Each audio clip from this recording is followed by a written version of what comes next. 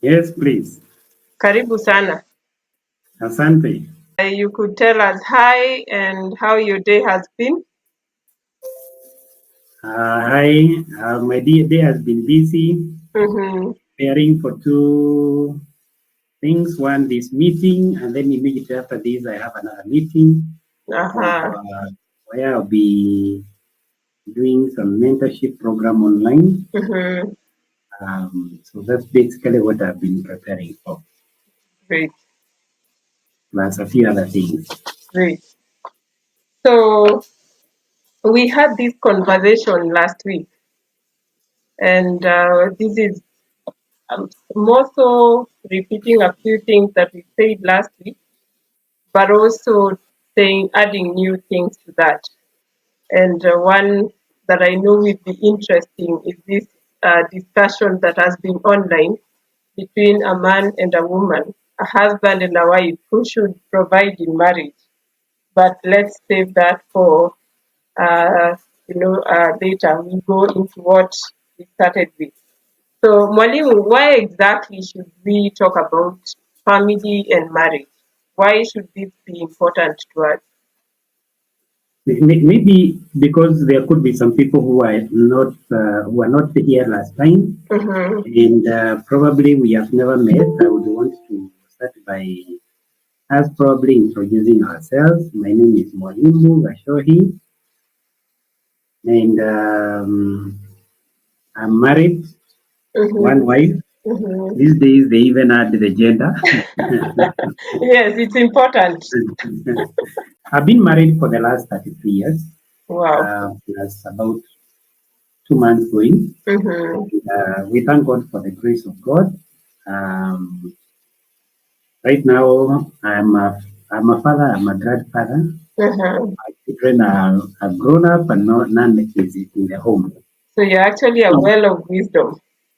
then the question that you have asked, why are we doing this? Mm-hmm. First and foremost, it is important to understand that marriage is the oldest institution and it is the first institution instituted by God Himself, created by God Yes. Himself. Yeah. But after the fall of man, you find so many things happening within the family setting. We don't find, actually, we find Adam and Eve starting to blame one another from the word go. Mm-hmm. Even when God asked, have you eaten the fruit? He says, it's the woman that you gave me. True. Uh, the issue of blaming one another. And from that moment, there has been challenges in marriages. Mm-hmm. And as we continue, we find that either they are increasing or the intolerance level or tolerance level Mm-hmm. is decreasing because one of the manifestations of that is increased rate of divorce, Yeah. separation, Mm-hmm. and sometimes even abuse. We True. have had cases of people having issues of abuse. And the question that now arises is it possible to have a marriage and you enjoy it? True. Yeah, so basically that's why we are here because we want to enrich our marriages. We want to those of again maybe this one here as part of introduction. We have been having a program on MBCI called the Marriage Classroom. That is my wife and I. Mm-hmm. And one of the things that we keep on mentioning there is that marriage is the only institution that we know where you are given a certificate before you qualify. True. And it's also because the very moment you're joined, you're given a certificate. Yes. So the learning comes later. It Mm-hmm. is not that you are given a certificate after you qualify. Yes. And secondly, it is an institution which God meant it to be lifelong. Mm-hmm. But of course, because of the challenges that have been there, as I said earlier, we find a few cases where it is not. Mm-hmm. So that's why we are here. We have the discussions, and so that we enrich our marriages, and so that we can be able to enjoy our marriages, not endure. Yeah, because I'm sure somebody is wondering the 33 years you've been married. Have you enjoyed? Have you had conflict? And has it just been smooth? Maybe you could tell us something about that. Definitely for conflict, our people have a saying. I wish I would say it in my mother tongue. That if Say you it, do put then two, it's let me just interpret directly. That if you put two axes in the same kyondo is Mm-hmm. the bag, yeah, that Yes. bag Yeah.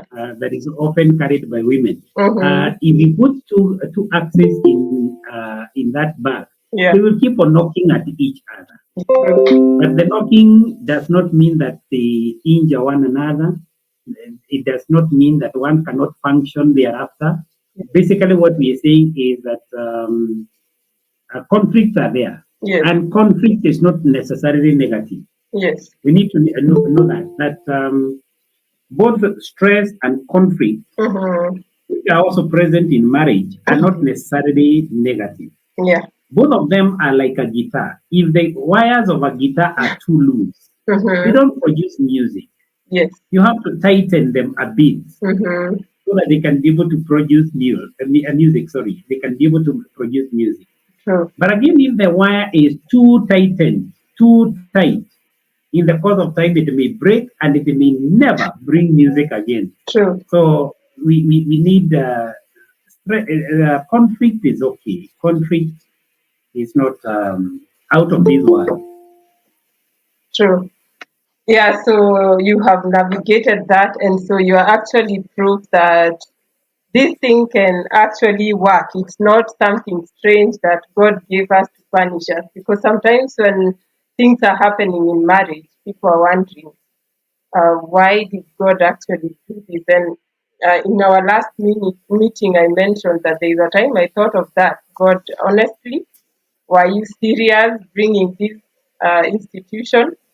And later I found out that God was actually very serious, and whatever He designs, He says it's for the best.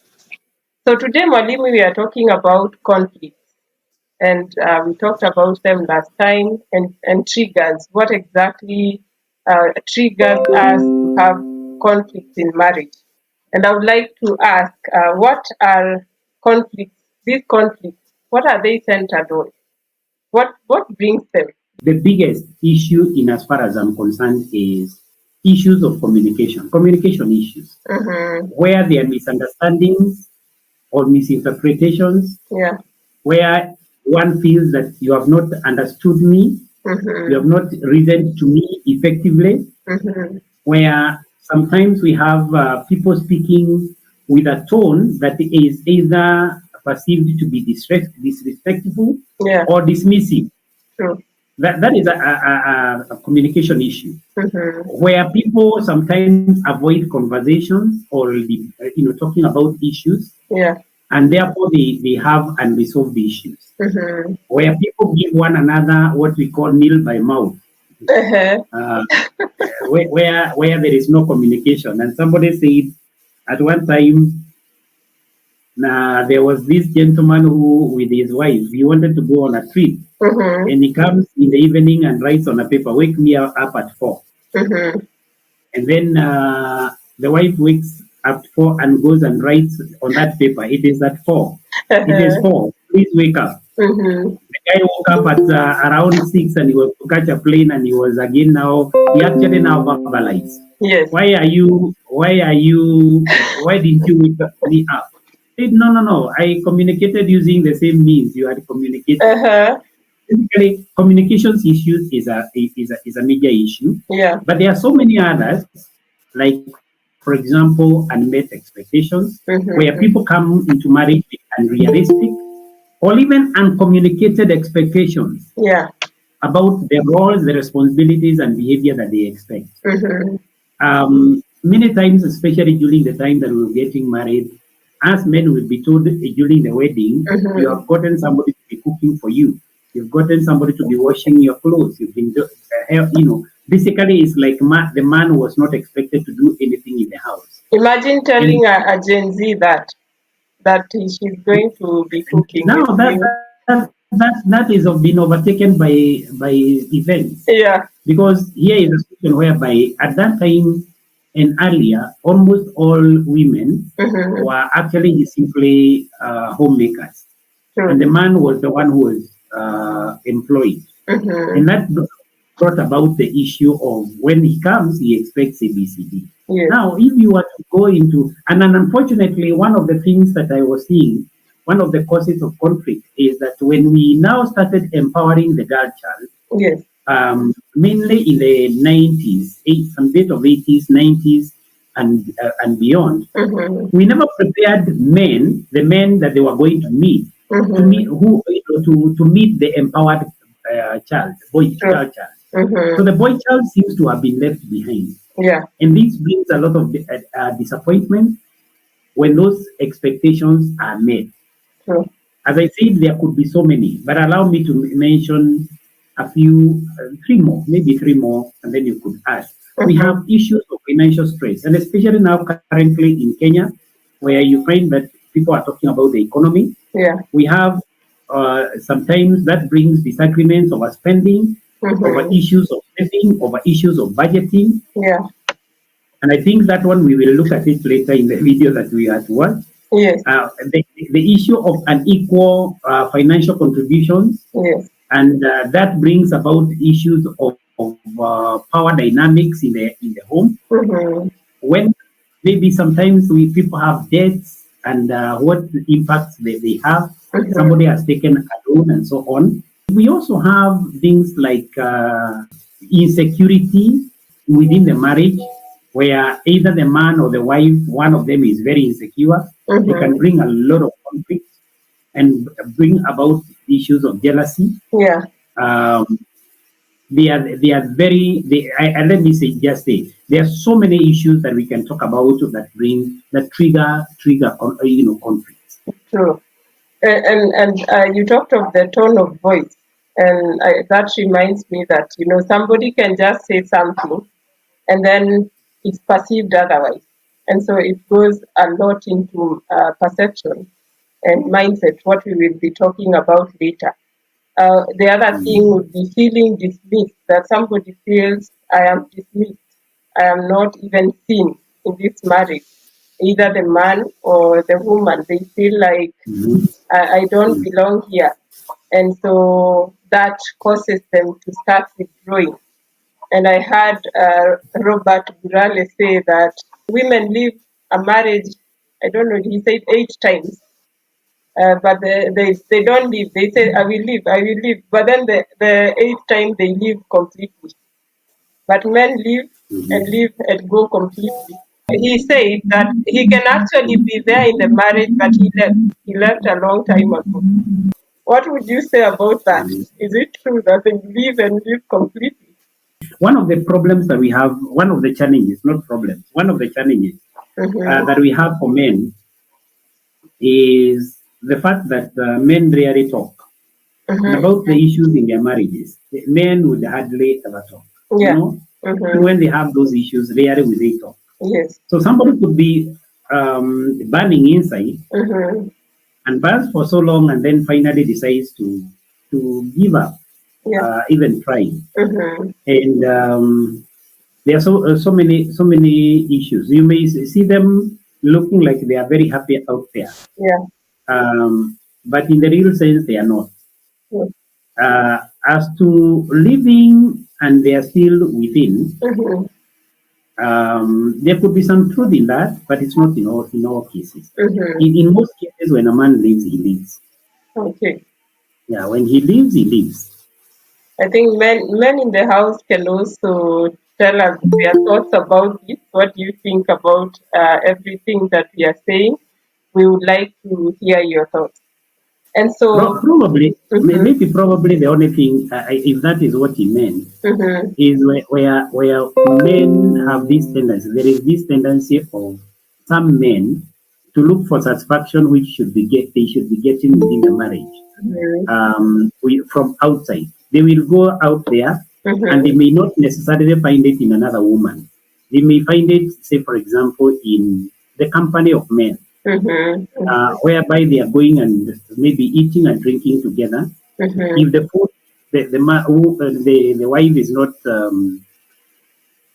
very hospitable, so to say, he Yeah. will go out there and eat and then come home when he has already eaten and drunk and all that. That could be the part maybe of moving. There could also be a situation whereby they are looking for that satisfaction out there, and it may bring even issues of infidelity.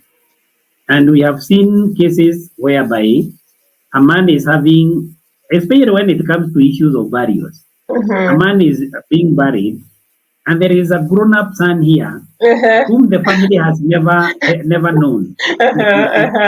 True, it happens. Never knows. It happens. Some of those things actually do happen. Yes.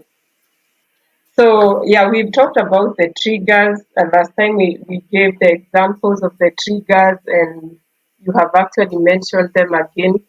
But Mwalimu, there are these patterns, the patterns that we see in marriage. Would you talk about patterns, how they are formed, and how can that be rectified? How can negative patterns? Negative patterns is probably something that I would want to say something that either both of you, it makes the both of you have conflict between yourselves, Yeah. or either of you is not satisfied by the other. Allow me to repeat the one that we gave last week, where we said when I got married, I came from this background where my toothpaste had to go last a whole term, and probably it is a very small one, and therefore it is squeezing it. And those days the toothpaste was being put in aluminum containers, True. so that if you squeeze it from where you have squeezed it, it gets kind of stuck. It will block So I learned to squeeze. Yeah. Yes, so I learned to squeeze from one end. And my wife came from a large family, whereby even when they are given, they would squeeze, and all that, and they were not as needy as we come together. As we were. So when we came together, we are married, and now she's squeezing my toothpaste. Was it yours? I thought it was for both of you. It was. Why were you seeing it as your toothpaste? It was for both of you. Yes, but at the end of the day, there is something that you are used to. Something that you are used to when you are alone, and then somebody else comes here and starts changing that. Yeah. Even including you are used to placing your things somewhere. Yes. A certain woman is very used to having a lot of order in the house. Probably she has even somewhere where dirty clothes are supposed to be put, maybe even a container. And here I am, I remove my socks and then just drop them next to the bed, or even in the sitting room. I love the socks example because it's very common, very, very common. That it's just thrown everywhere at the door. And you're wondering, really? How would you do this? And it can be a cause of so much conflict, much. But you see, when I am living alone, I could drop them there, but eventually pick them. It's not that they are going to last there. I will eventually pick them probably when I'm going to sleep. No, so why are they disturbing you? At that point. Pick them at that just point. A few minutes. It may only be for a few minutes. So why should they become a big issue? Yes. I'm dropping them there. I will pick them. Like I had this habit of personally, and then after that, putting them like a ball, rolling them like a ball, and then I would throw them towards the door that it goes towards the bedroom. And I can tell you, and sometimes, especially most when you're living in a where there is a staircase, they come rolling down the staircase again, and it's like, what? Yeah. So basically, what we are saying is that those are kind of some of the very mundane negative patterns. But there is this again pattern whereby you've been married, somebody is used to coming late. Sure. Because after work, he passes through somewhere, probably for a drink or two, and then comes later in the evening. Or there is this group of,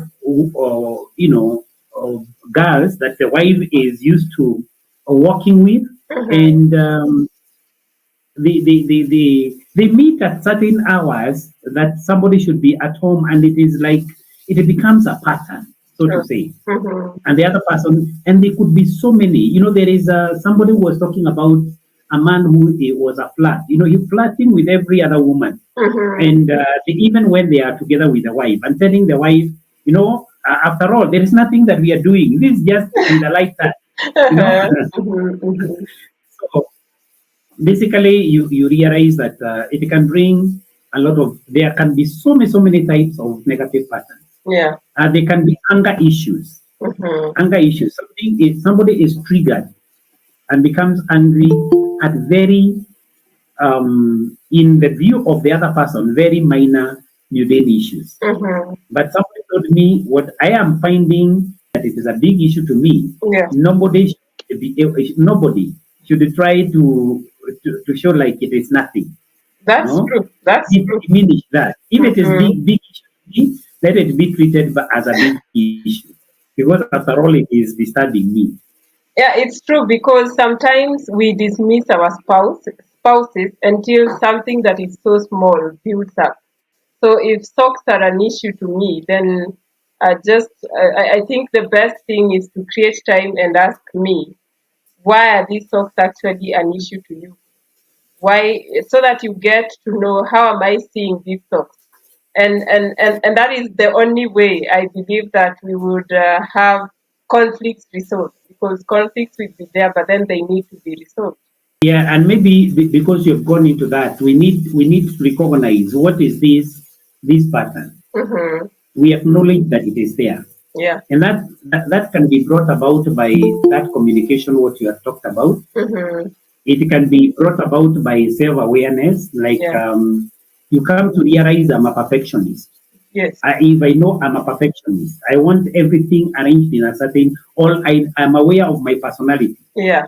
The males are said to be very systematic in their way of doing things, as Mm-hmm. opposed to people who are sanguine. Mm-hmm. So basically, those issues of personality, self-awareness, and then identifying what is causing this, Yes. unpacking Mm-hmm. those experiences, Yeah.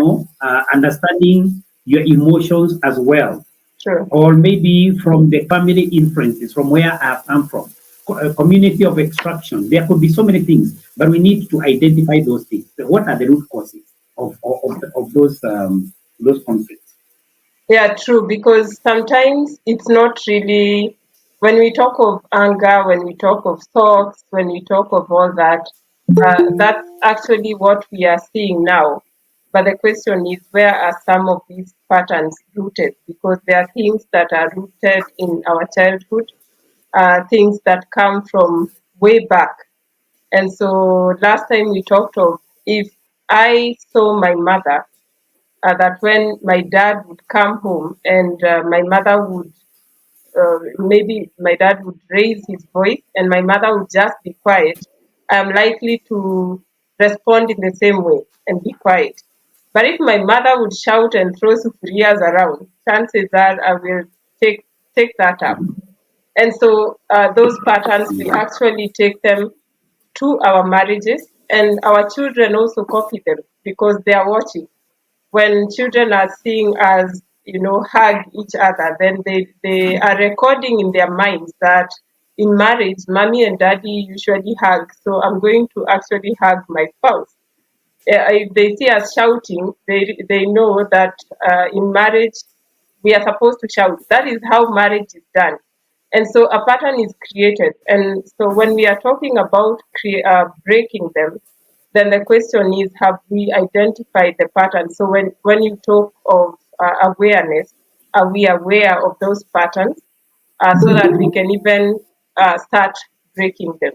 What would you say about that? The fact that they stem from a childhood, especially from a man's perspective. Definitely, it is passed from cross generational. And you see, some of the things that even those people who are in charge call breaking of curses, and they say it's curses. There is nothing like a curse. It's simply a pattern. Sometimes it is simply a mindset. And Yeah. strongholds here is not demonic.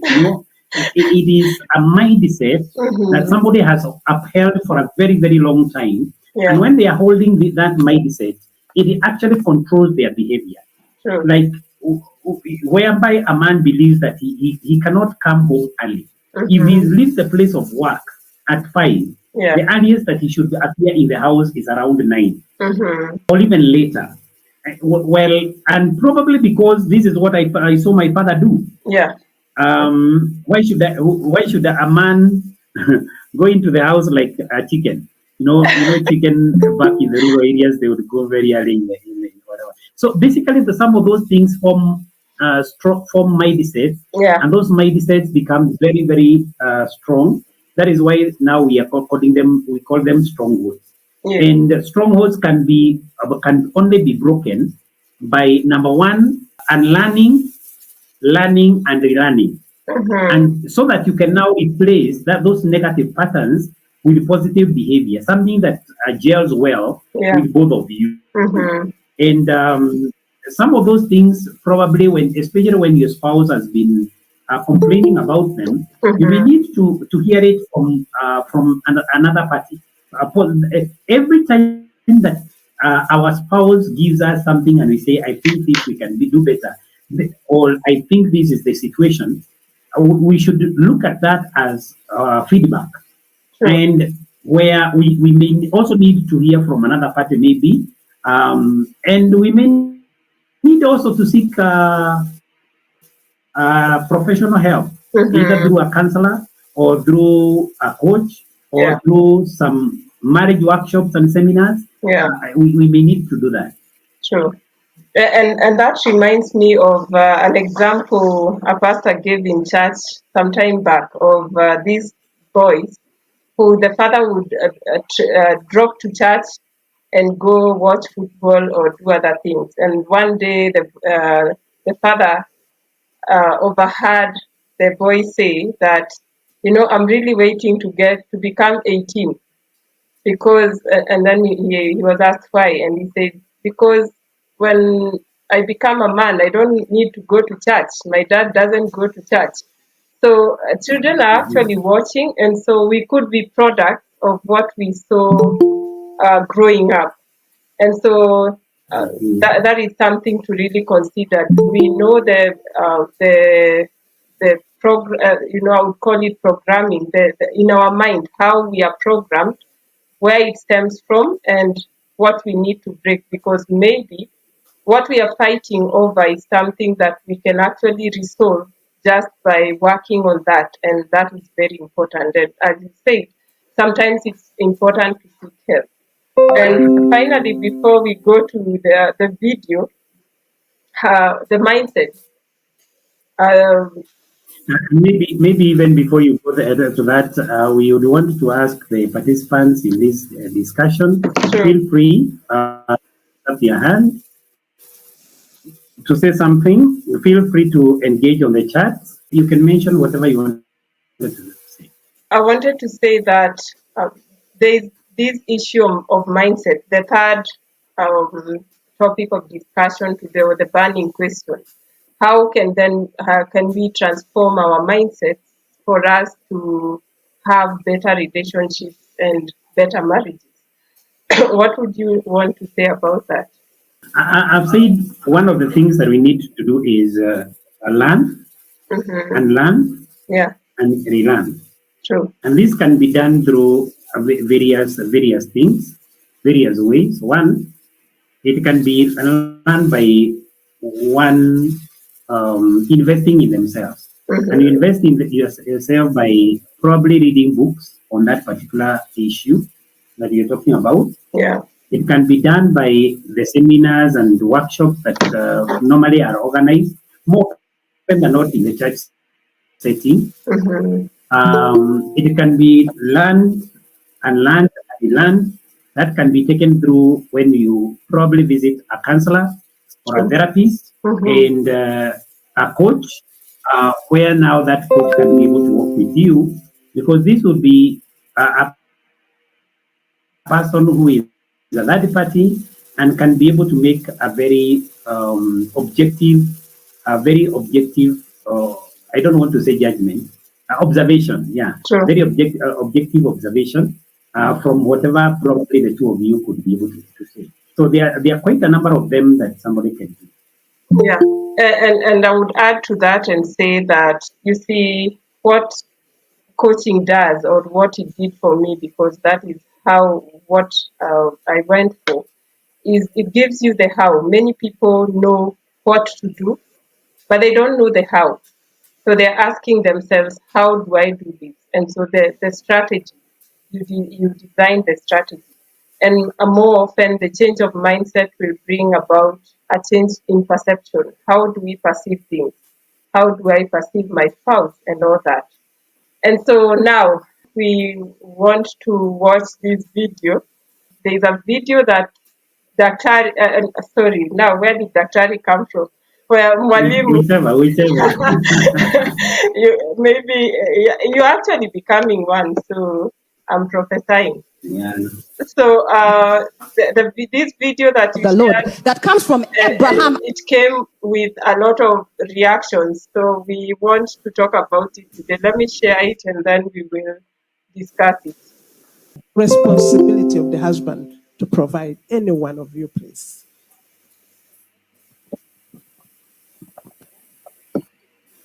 No, I don't. In my opinion, and I'll use in my opinion, I don't think it's the sole responsibility of the husband to provide. Because when we look at the virtuous woman, the Proverbs 31 woman, that woman considers a field and buys it. So how does she consider a field and buy it? She's working. If you look at the whole Proverbs 31, that woman is working, not only at home, but she's out there making it happen. You know? So, and I always tell young people, we can't just, as women, sit there all looking cute and just wait for the man that is rich. But, you know, you're supposed to build together. The Bible says in the book of Proverbs 21 that through skillful wisdom, a life is built. You're supposed to build it with your husband. And I love it because for us, we had to start from scratch. But here is the thing. We understood one thing, that we had the blessing. Because you people think that the blessing is money, cars, houses, whatever it is. No. Those are the effects of the blessing. The blessing is an empowerment to prosper. Do you understand? Now, when you move to a foreign country and you don't have anything, you have to start from scratch. All you have is the blessing of the Lord that comes from Abraham, Isaac, and Jacob. And because you're heirs, you're now blessed too. So you have nothing, zero. So you start with the blessing. So that blessing out of you, it's in your DNA. It begins to multiply. It begins to bring the houses. It begins to bring the money. It begins to bring all that thing. Now, excuse me, if you're a young girl there saying, let me tell you, this generation is changing very fast. Do you see how the internet is changing? Everything is changing. That is even how things are changing. Do you see? So you have to work, young women. Get up and go to work. Let me say one thing. I know we are out of time, but let me say one thing. Problem is, Ugandans, you do not like to work. You don't. You want to sit there and beg. But hear this. Let me tell you this. Do not despise the days of your humble beginnings. This woman here, she talked about chako. Me, I will sell that chako for as long as it's bringing me money. Because those were her humble beginnings. Today, she's an entrepreneur. Women work.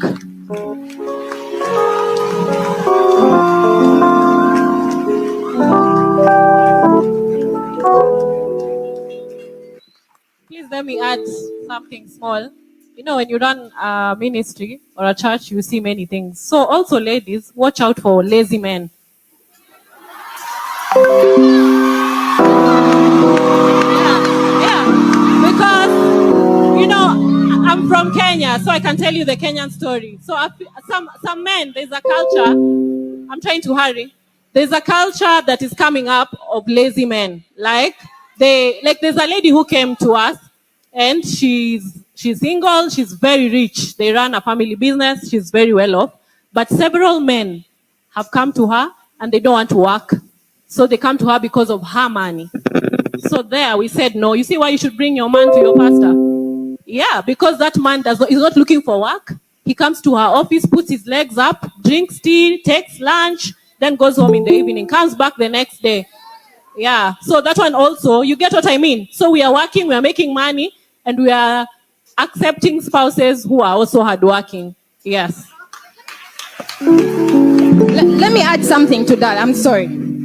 Yes, I totally agree with you. And it's happening a lot in the church. In the church, young men, you guys are saying you don't, in fact, even those of you that are watching us live, you claim you're in full-time ministry. Who said? Let me tell you, if God has not called you yet, don't claim you're in full-time ministry. Because if God has called you, he will sustain you. And then you see all these boys gallivanting around in full-time ministry. Not working. Young men, you have to go and work. Because now, let me tell you, and our culture, the way it is, Uganda, we talk so much to the women. We empower them. But who is speaking to these men? Bishop, help me. Who? You know, people are sitting in church and you have marriages that are failing because the men have refused to work. They are running away from their responsibilities. But as the women build, as we are here empowering women to build, even the men should build. We are building together. We are warring together. Do you understand? Otherwise, it's a pain. You come to a point where you're like, but how? Because let me tell you, even though the man is in ministry, yeah, I'll give you an example of my husband because that's who I know. My husband is in ministry, but the man, because he understood how he worked, he values money. Because a man who has never worked can never value money. And this goes to women as well. If you've never worked, you can never understand how to spend, how to pay some bills. They'll just give you money and you're like, yeah, let me go do my nails. Let me go. Do you see? But you have to value the money. So people, you've got to work. Thank you. You've got to work. Stop standing there and saying, oh, we are not going to work. Me, God has called you in full. If Bishop hasn't told you you're in full-time ministry, if your pastor hasn't told you you're in full-time ministry, please ask God.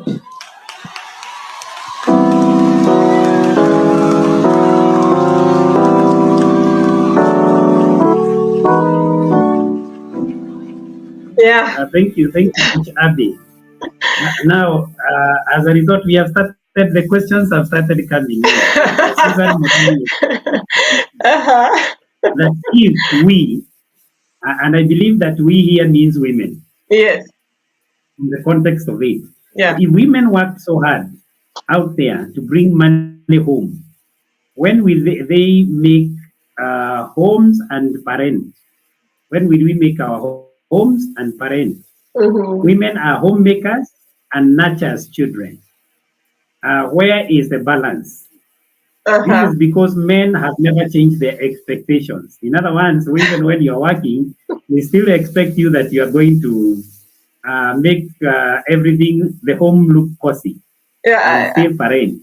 Yeah, I think that what she means is that the man's expectation today is still the same as it was in 1980. Do you agree? I think it's a yes and no. Uh-huh. I think it's a yes and no. Mm-hmm. First and foremost, it depends on how somebody has been cultured. One of the things that I did with my sons is they would find me helping the mother in the kitchen, and I'm not ashamed about it. Mm-hmm. Partly because for the longest of time, we never used to have house help. Mm-hmm. We would just be the two of us and the children. Wow. One of us would ensure that he's home together with the children when they are coming. Yeah. And then if there is any preparation of a meal or something, I may not be as good a cook as my wife, Mm-hmm. but I would help in chopping the carrots. I would, cut the meat. I would do a few other things here and there. Wow. Those days, there wasn't a lot of cutting vegetables from where we are buying them. Those Mm-hmm. mama bogas do a lot of help in that area. Yeah. So I would be there in the kitchen helping them. Mm-hmm. And one of them, he's my son because I'm the one who has brought him up. But he came to us when he was already in Form 3. And coming from a certain community where men, after the circumcision, they don't go to the kitchen at all. And he comes to my home and he sees me doing that, but he still has this mentality. I'm a man. I told him, no, you have to get to the kitchen, my friend. Kitchen, washing dishes, cooking ugali at least. And lo and behold, eventually he got married. After university, he got married. And in Nairobi, they didn't have a house help initially, when by the time that they had their firstborn. Now, who was cooking? It is the young man. He's the one cooking and cooking at the same time. Why? Because now he knew how to.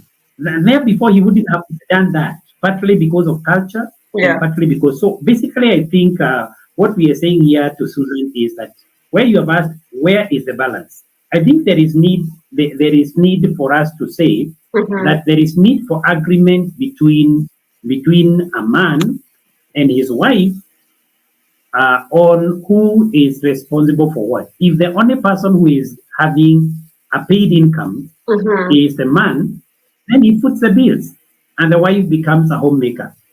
But if both of them are employed and working, or if one of them, like for example, those who are working in the rural area, somebody could be getting a lot of milk from their cows, a lot of money from the eggs.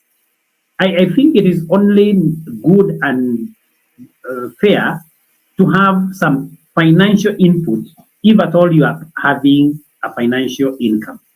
But if at all there is no financial income, because even in this time and age, I know of people who have agreed that the wife, although a graduate, to be a homemaker, to remain at home, be a homemaker.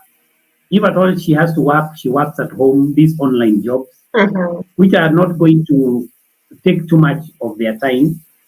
They work like that. If there is need to be an agreement, so to say. But there is also need, that contribution is very, very important. I saw a case of a colleague. We were working or teaching together.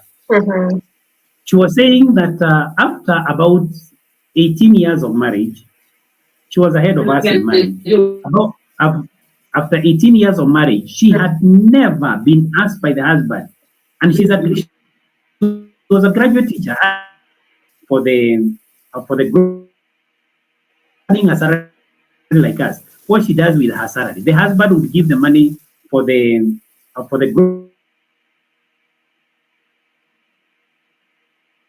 he would pay the rent, all those things, and he had a very good job. He was an engineer. I think he disregarded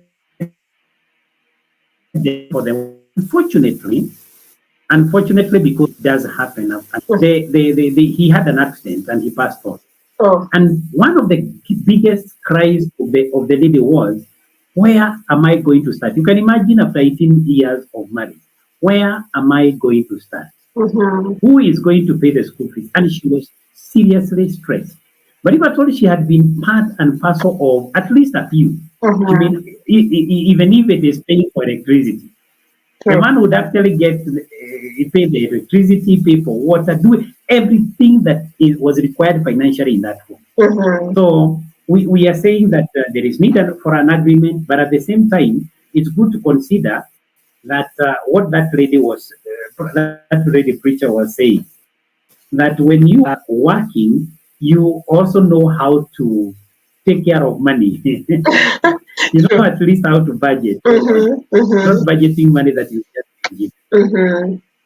Yeah, but the others can also contribute on that. I'm seeing Susan has said exactly. If you ensure one of us is home when children are coming home, is there a balance? Definitely there is a balance between the work and bringing up children.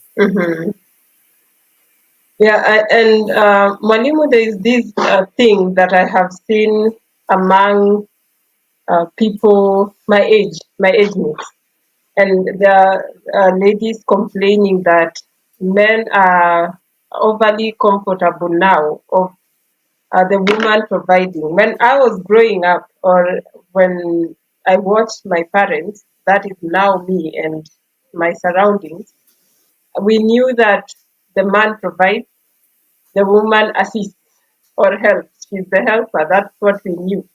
But now, according to these women, they feel that their husbands are very comfortable, them bringing home nothing, and they are okay with that when the woman pays the rent, when the woman pays school fees, when she does everything that in the house.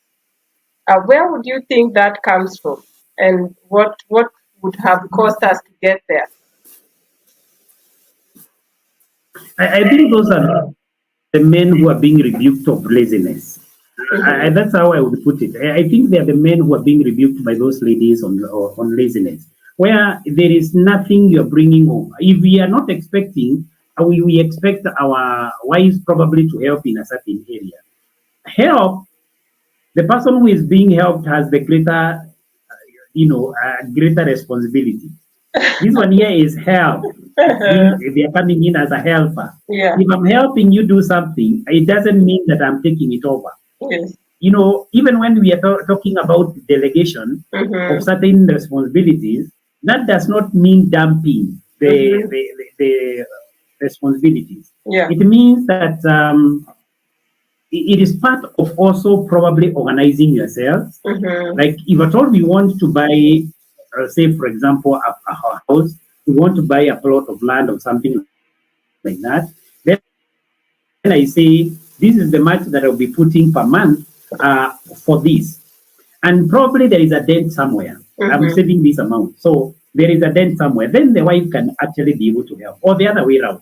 But Mm-hmm. I don't think that a situation whereby the other, especially for the men, because you see, even when the women don't are not in earning, please note that it's not that they are not working, because even a stay home mom is working at home.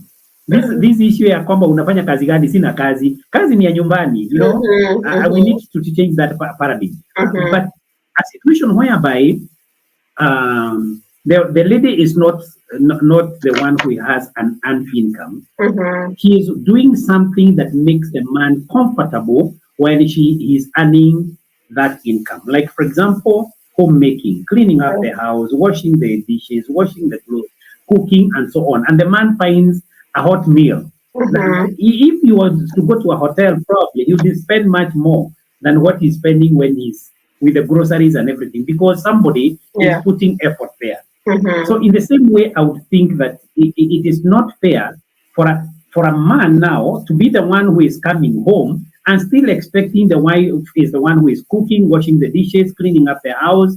That to me is abuse. It amounts to abuse, actually. That is psychological abuse. Mm-hmm. And that it is very necessary for everyone to contribute. This issue also of, I have had that argument again, it was not so much there in our generation, but in younger generations, I'm finding that your money is our money, but my money is my money. Mm-hmm. Yes. More often than not, women, Yeah. because they are expecting that whatever you are earning, support us, Mm-hmm. but my money should not even ask. Yeah. And a man going home for, like in that discussion, a Mm-hmm. man going home to a woman, Yeah. rather going to a woman because of her money, Yeah. I think hiyo ndio those times walikuwa wakisema dunia imepasuka. I don't think that is acceptable. Uh, That you're going to a woman because she has more money. To be kept by a woman, uh-huh. I think for the young men, I would really say, eventually you'll be dumped like nothing. Mm-hmm. You'll be dumped like nonsense, and you'll have nowhere to go. No wonder so many men. Probably that could be one of the causes where so many men are going through mental health issues. So many of them. Okay. The women talked about empowerment, that ladies are being, the girl child is being empowered and the man is being left behind. Because personally, I would say maybe there is an issue of self esteem there. Because sometimes your wife is earning higher than you are, so you begin to feel, let her do it. After all, she has the money. And then there is also the issue of patterns, like we talked of, you just said, because there could be this woman who, this man that was used to seeing the mother provide. And so to her, she's very, very comfortable with that. He sees that as a normal way, as a norm. So to him, that is not strange. He's actually wondering, why is my wife lazy? My mother did this and we were good. What would you say about that, Daktari? I mean, why am I calling you Daktari Mwalimu? I think maybe it's coming. It's coming very soon. Yeah, I'm a prophet. But I would want to say that. Yeah, I would want to say that it is possible. It is possible he saw that, but those are the kind of patterns that we are saying need to be broken. Yeah.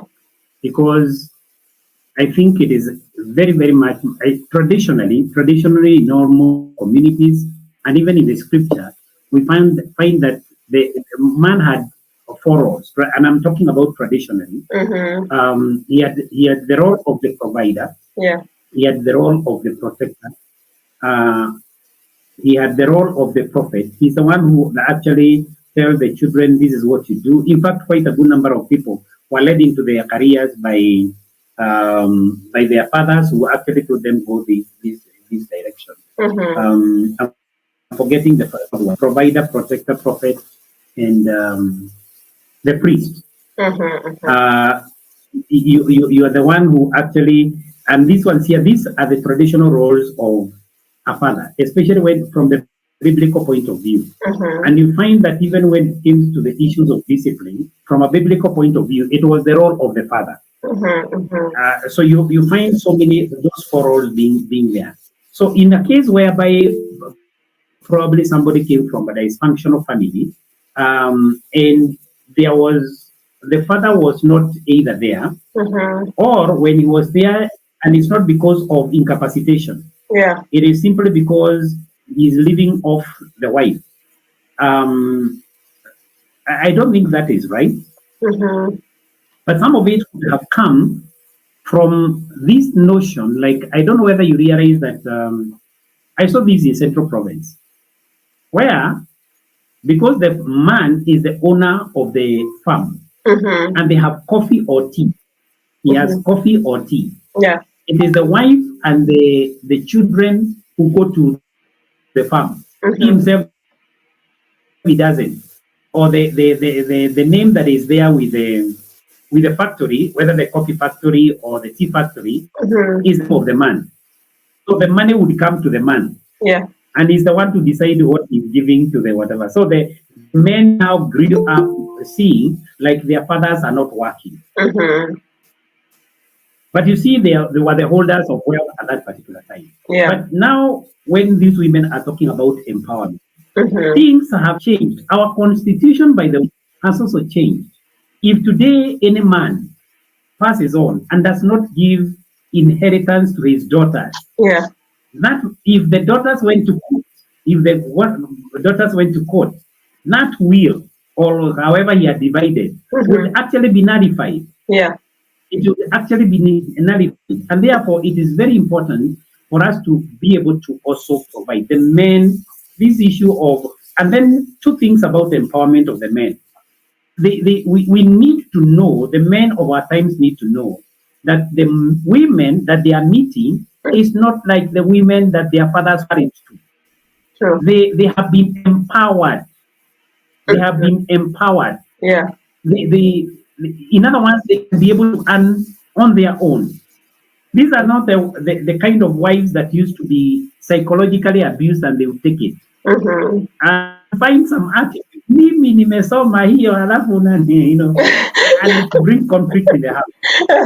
So basically what we are saying is that the man needs to be empowered also, Yeah. to meet the more empowered woman, Mm-hmm. and to realize that the situations, if technology is changing, things are changing. The way we used to do things are changing. Yeah. Even the family, we should be able to embrace change. So, and that brings me to the And power. Sorry. Kezia has said something very important here. Understanding is powerful. Told in a marriage, understanding is powerful. Told in a marriage homes. Actually, the issues of understanding Yeah. Is very, very important. We need to increase the understanding of spouse, the understanding of how things are done, and so on and so forth. Yeah, please, Coach, go on. Yeah, Lois says masomo ni muhimu. So she's saying that education is actually important, which is true.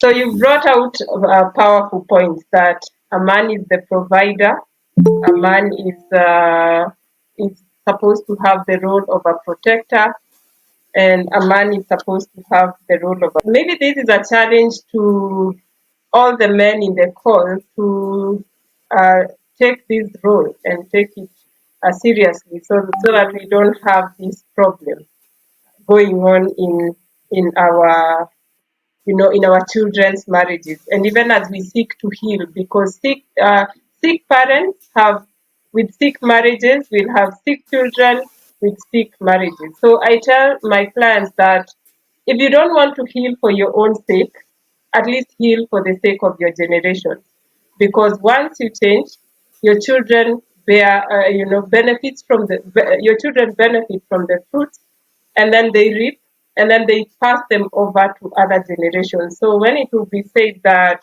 the generation of Mwalimu had this, it actually started with you, that you planted that seed. And that is why we really need to not have our marriages run on autopilot, because unfortunately that's what we do.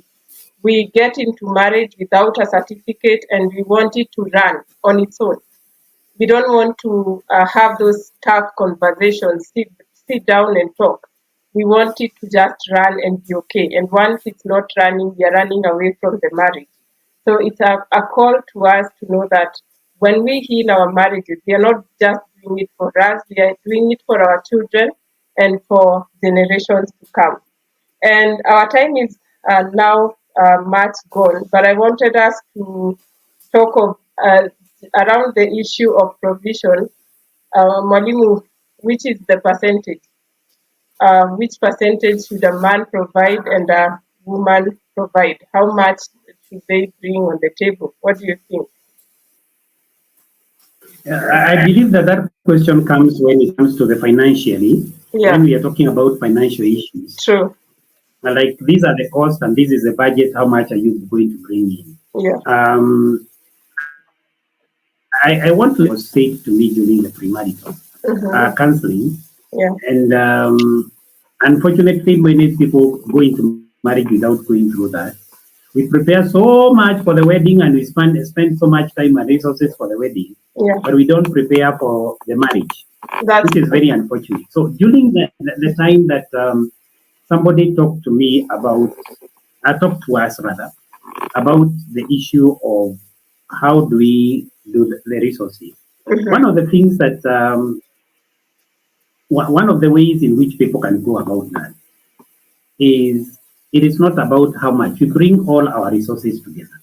yeah. All our resources together. Mm-hmm. In other words, I'm very open, very vulnerable. This is the amount of money I earn per month. And probably, well, if it's not, I'm laughing because Lois has already answered 80% men and 20% women. That's a good balance one enough.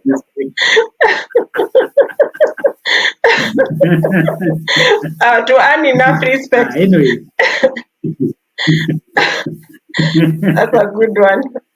So I wanted to say that if you bring up your resources together, Yeah, then you meet your budget. true. This is normally brought about by the issue of this is my money and this is our money. If we know that all resources that come to the family is family resources, Yeah, the money that I earn as a salary or the one that is given to me as a bonus yeah. is family resources. Mm-hmm. The question of how much will never arise. Mm-hmm. It will never arise. Yeah, But I would think that the other thing that I would want to say concerning that is whoever is adding more should contribute more. mm-hmm. You know, in Yeah. the sense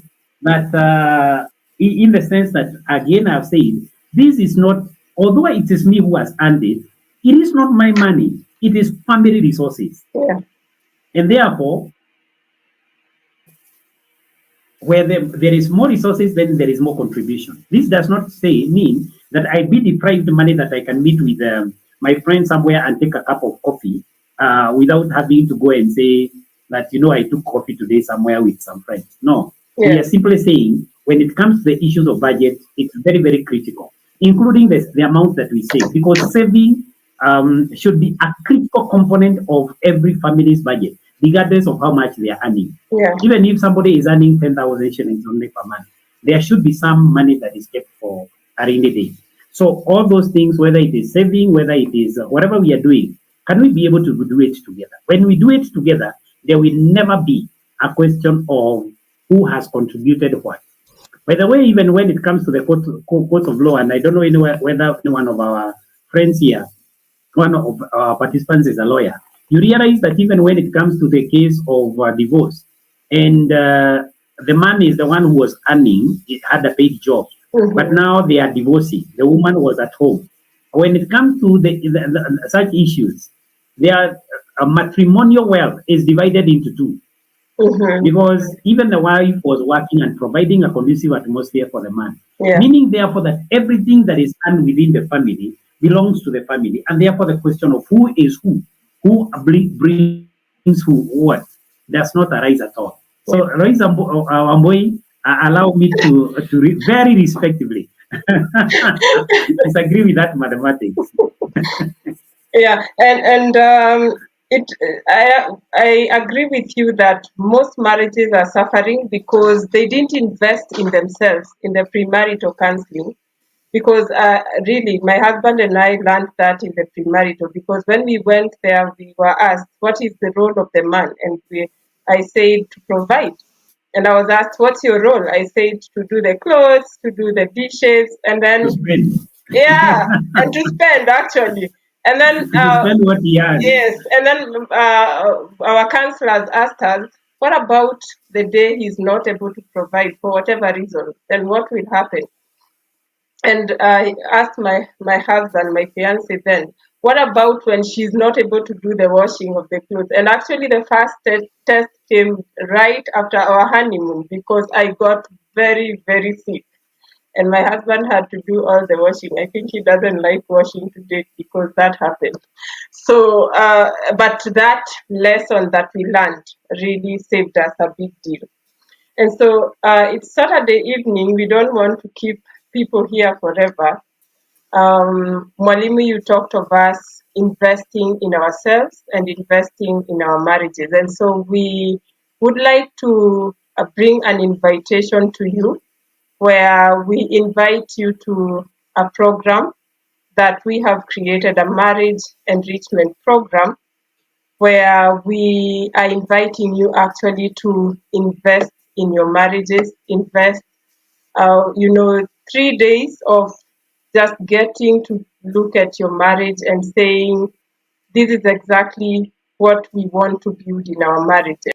On day one of this program, we will be exploring uncovering roots, identifying triggers, and breaking negative patterns in our marriages. On day two, we will look at forgiveness, the power of forgiveness and acceptance, that is embracing others and self. And on day 3, we will look at how transforming our mindset as couples will make us thrive in our marriages. This is a 3-day program that we run on 5th, 6th, and 7th February 2025, the month of love, at 9 p.m. daily via Google Meet. Your investment is only 5,000 shillings per couple, and this will transform your marriage tremendously. Join Coach Mwalimu and I as we seek to enjoy and not endure our marriages. Thank you so much for watching. Please leave us a like, subscribe to this channel, leave your thoughts in the comment section. God bless you. See you again when we have another conversation like this one.